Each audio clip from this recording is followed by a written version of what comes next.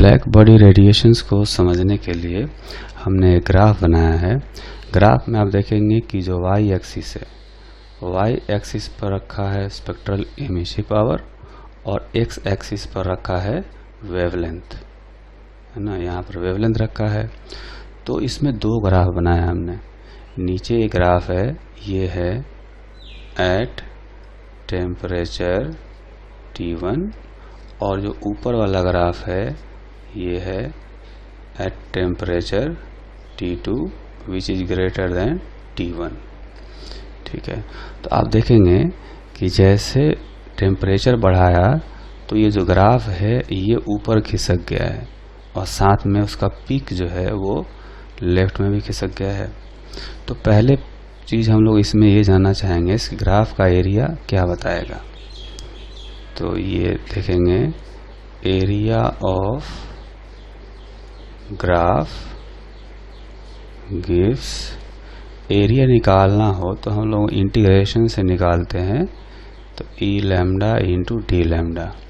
देखेंगे ई लैम्डा जो होता है ये होता है emissive power per unit wavelength. किसी यूनिट वेवलेंथ रेंज में स्पेक्ट्रल इमिसिव पावर डिफाइन होता है और उसको लैम्डा से अगर मल्टीप्लाई कर दें तो ये टोटल इमिसिव पावर बताएगा, है ना। ये बताएगा total emissive power of the black body. ठीक, ये पहला पॉइंट हो गया। दूसरा पॉइंट जो है इसमें, दूसरा पॉइंट ये देखेंगे कि जैसे टेम्परेचर बढ़ाया तो इस ग्राफ के नीचे का जो एरिया है वो भी बढ़ गया। एरिया बढ़ने का मतलब है कि इमिसिव पावर बढ़ जाएगा, है ना। तो कह सकते हैं कि at higher temperature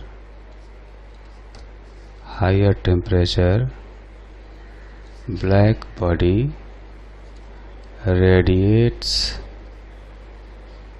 more energy, है ना। मतलब कि इमिसिव पावर बढ़ गया तो इसका मतलब ये हुआ कि एनर्जी भी ज़्यादा रेडिएट कर रहा होगा। तीसरा पॉइंट ये है कि energy distribution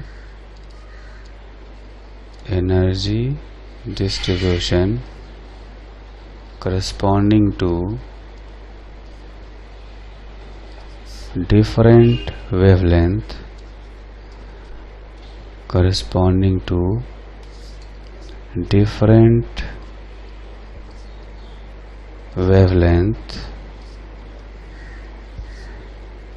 is not uniform।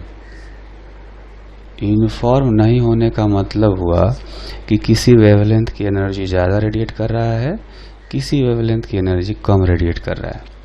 आप देखेंगे कि ये कुछ वेवलेंथ है, जैसे लैम्डा 2 है, तो T2 टेम्परेचर पर ये ऐसा वेवलेंथ है जिसके लिए इमिसिव पावर मैक्सिमम है ना। और T1 टेम्परेचर पर ये लैम्डा 1 वो वेवलेंथ है जिसके लिए इमिसिव पावर मैक्सिमम है ना। तो ये कह सकते हैं कि जब हमने लैम्डा का वैल्यू ज़्यादा रखेंगे, लैम्डा का मतलब ये कह सकते हैं कि अगर वेवलेंथ ज़्यादा है तो इमिसिव पावर कम है, और वेवलेंथ कम है तो भी इमिसिव पावर कम है। तो एक पर्टिकुलर वेवलेंथ के लिए इमिसिव पावर सबसे ज़्यादा है ना। तो एक ये कंक्लूजन निकाल सकते हैं कि at higher temperature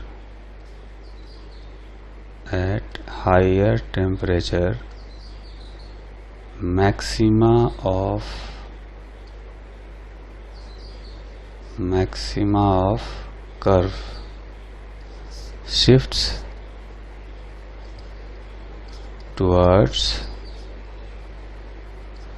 shorter wavelength,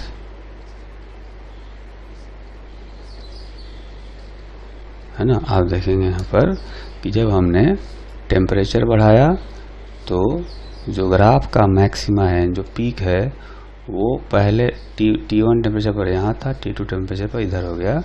मतलब ये पीक जो है वो लेफ्ट डायरेक्शन में खिसक गया जिधर वेवलेंथ कम होता है। ठीक है,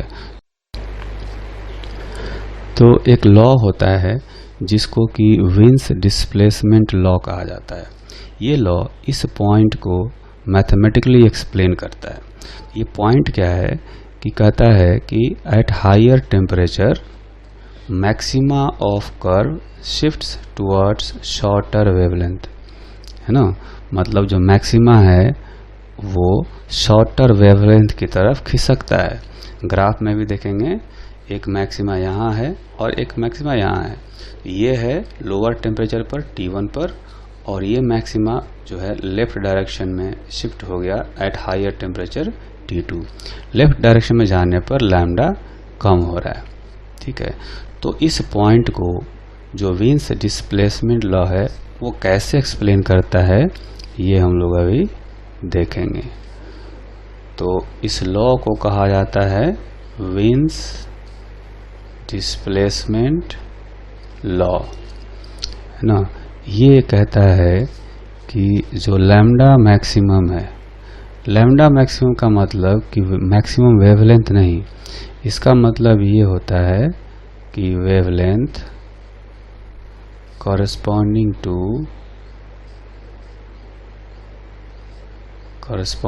to maximum spectral emissive power। Maximum spectral emissive power के करस्पॉन्डिंग जो वेवलेंथ होता है उसको हम लोग लैम्डा मैक्सिमम कहते हैं, and that is inversely proportional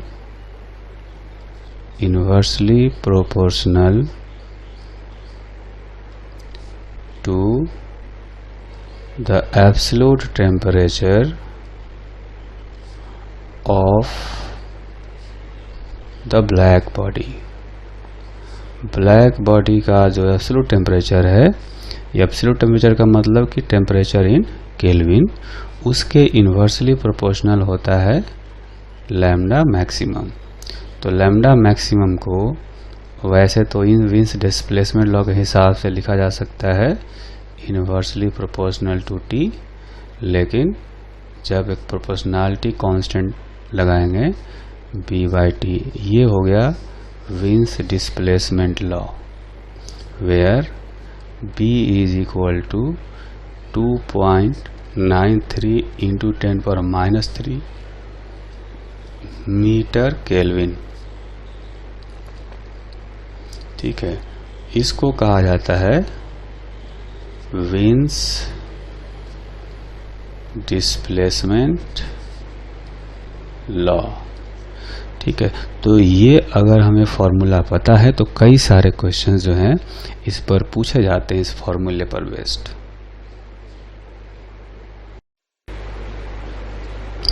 तो विन्स डिस्प्लेसमेंट लॉ पर बेस्ड एक एग्जांपल करेंगे। एग्जांपल ये है, a black body radiates at rate 16 watt per meter square, and its most intense radiation is corresponding to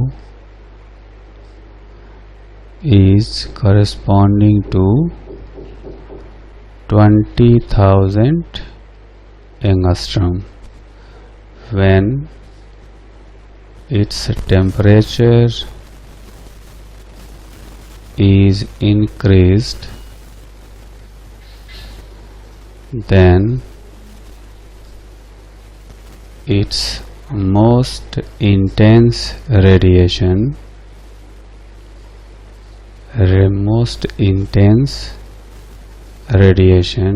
is corresponding to 10,000 angstrom. Then find rate of radiation at this temperature.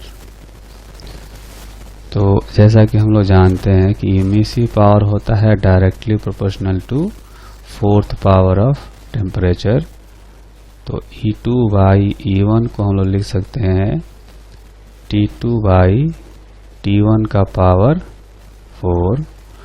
और wins displacement law बताता है कि lambda maximum होता है inversely proportional to temperature.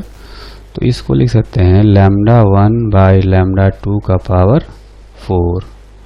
ठीक है, तो E2 जो शुरू में इमिसिव पावर था ये था 16, लैम्डा 1 जो था ये दिया गया था 20,000 और फाइनल जो लैम्डा था वो था 10,000। तो यहाँ पर देखेंगे कि ये हो जाएगा, ये 2 आएगा, 2 का पावर 4 का मतलब हो गया 16। तो E2 हो गया 256 वाट पर मीटर स्क्वायर। ठीक, जैसा कि हम लोग जानते हैं कि सन से सोलर एनर्जी हमारे अर्थ तक आती है ना, और उस सोलर एनर्जी की जो इंटेंसिटी है यानी अर्थ 1 सेकेंड में यूनिट एरिया पर कितनी सोलर एनर्जी रिसीव कर रहा है, इसी को सोलर कांस्टेंट कहा जाता है ना। तो सोलर कांस्टेंट का जो डिफिनीशन है वो ये है कि it is solar energy. Solar energy क्या है, एक तरह से इलेक्ट्रोमैग्नेटिक रेडिएशन है। तो it is solar energy received by अर्थ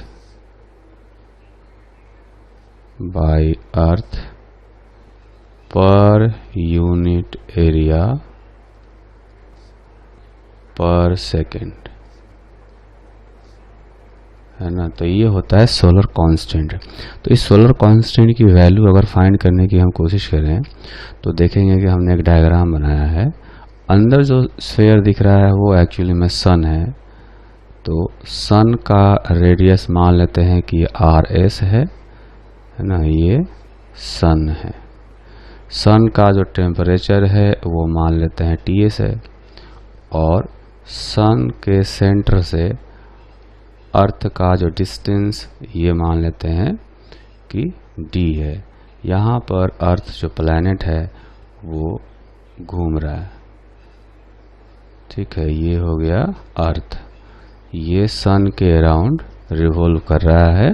हालांकि हम लोग मानते हैं कि वो जो अर्थ है वो इलिप्टिकल पाथ पर फॉलो करता है, तो उस पाथ से हमें मतलब नहीं है।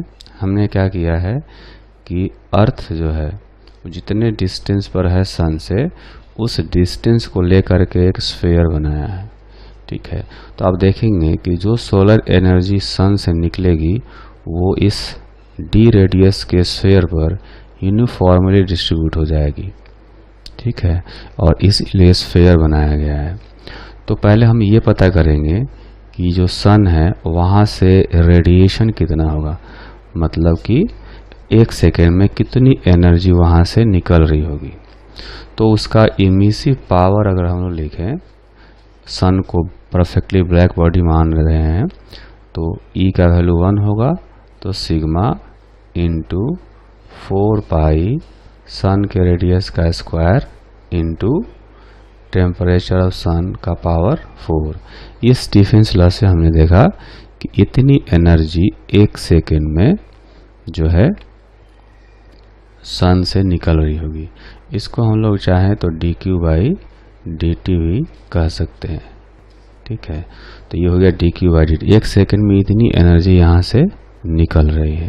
ठीक, अब आप देखेंगे कि यही एनर्जी इस d रेडियस के स्फीयर पर फैल रही है। तो इस स्फीयर के यूनिट एरिया पर हमें निकालना है कि एनर्जी 1 सेकेंड में कितनी आ रही है। तो कहेंगे कि solar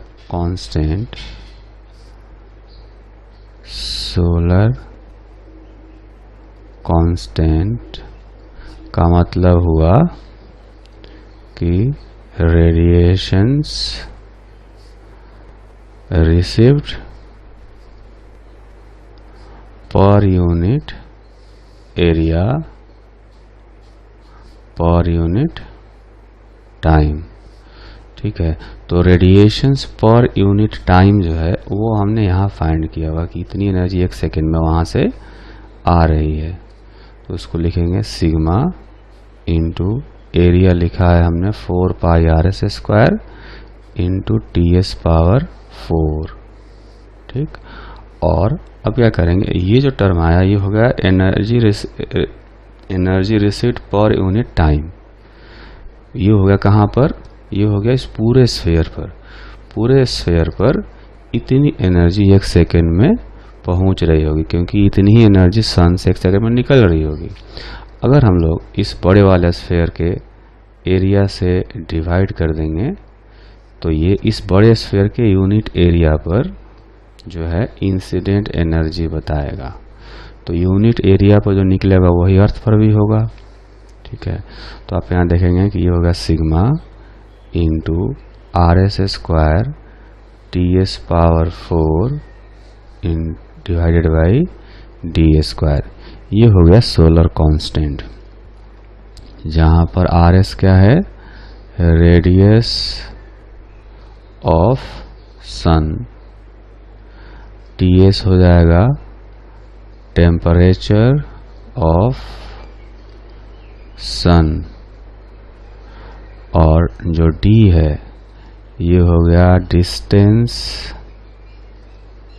between earth and sun.